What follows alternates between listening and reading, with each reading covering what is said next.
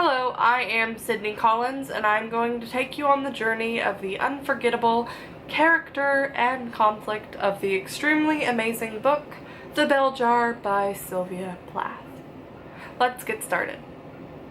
Esther Greenwood, a talented and sensitive young woman who is living in a world in which talented and sensitive women are urged to be wives, mothers, fashion hounds, and experts at taking shorthand.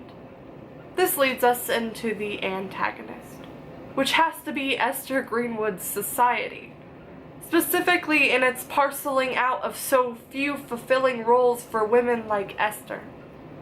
With this, I must touch on the climax. Esther attempts suicide, although mentioned multiple times throughout the book, pages 107, 109, 158, 160, and 169, 5 times.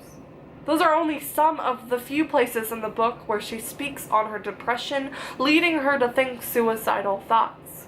Although these pages are full of her struggle and attempts to end it, the true climax doesn't occur until she hides away in the crawl space and takes a dozen sleeping pills.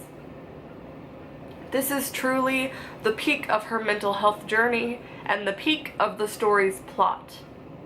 She soon is discovered in the crawl space and put in a psychiatric hospital where she must work on resolving her issues in order to heal herself.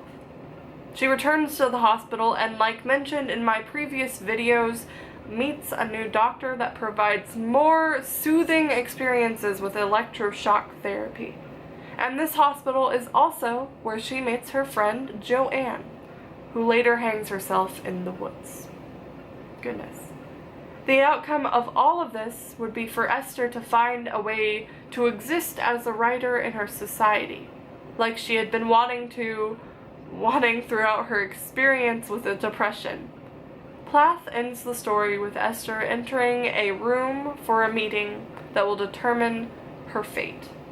Whether she stays in the hospital, or if she is functional enough to return to society that had shaped her into the depressed ball of suicidal thoughts that she was when entering the crawl space.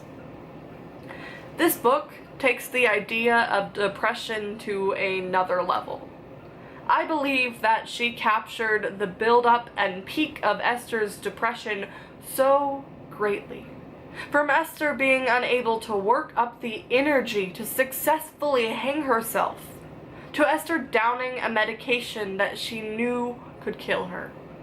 Although depression isn't only the suicidal aftershock, Sylvia Plath captured the buildup of emotion leading to Esther's depressive path.